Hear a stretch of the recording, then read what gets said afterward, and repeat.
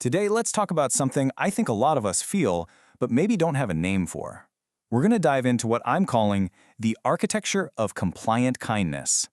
So let me just start with a question for you. Does this sound familiar? Are you the person in your friend group, in your family, who's always known for being, well, easygoing?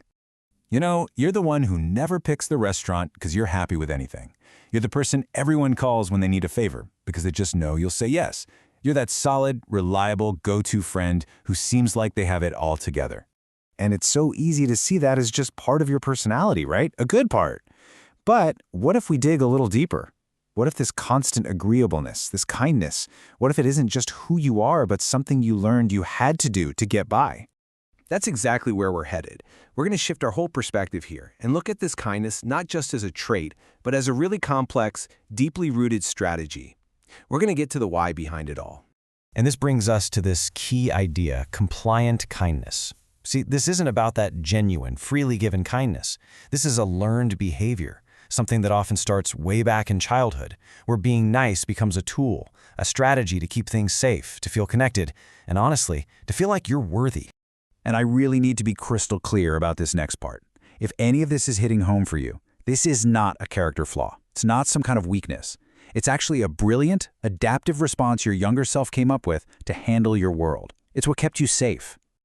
Okay, so how does that childhood strategy actually show up in our lives as adults? Let's talk about 5 common signs. Think of them as echoes from the past that you can probably still hear today.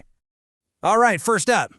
This is that deep down feeling that your value is tied to what you can do for other people.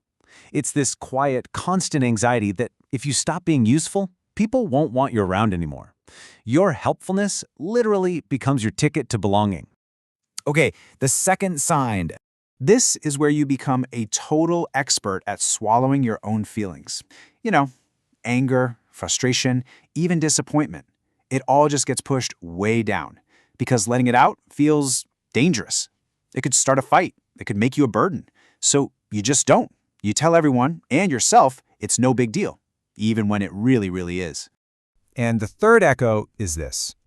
This goes way beyond just not wanting to inconvenience someone.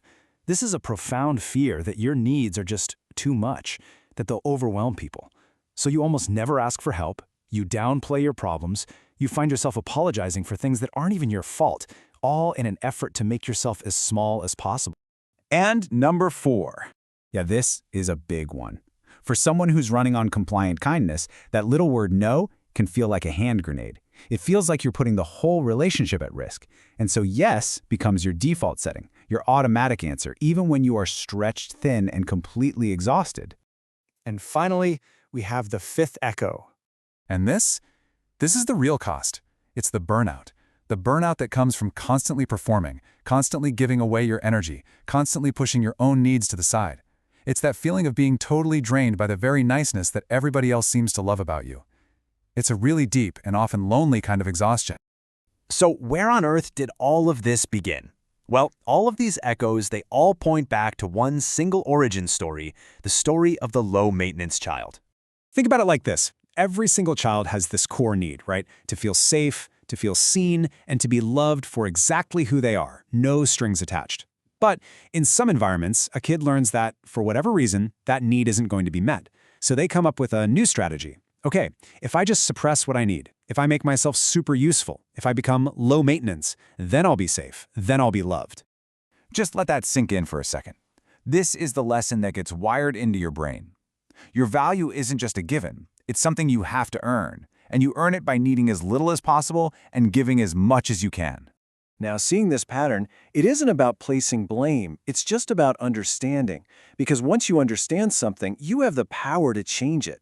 So let's talk about how to move forward toward a kindness that's a choice, not an obligation. It really boils down to 3 steps. First, just awareness. Just start noticing when you're being nice because you feel like you have to, and try not to judge yourself for it. Second, self-compassion. Remind yourself, this was a brilliant survival strategy that served you well, but maybe you don't need it in the same way anymore. And third, choice. Start to consciously practice a new kind of kindness, one that actually includes you, your needs, and your boundaries. And let's be totally clear here. The goal is absolutely not to stop being kind. It's not about becoming selfish. It's about liberating your kindness. transforming it from this fear-based automatic reaction into a genuine, authentic choice that you get to make. So I'll just leave you with this final thought. What would change for you if your kindness was no longer a currency you had to use to pay for your spot in the world? What if, instead, it was just a true gift, a gift that you could give freely, starting with yourself?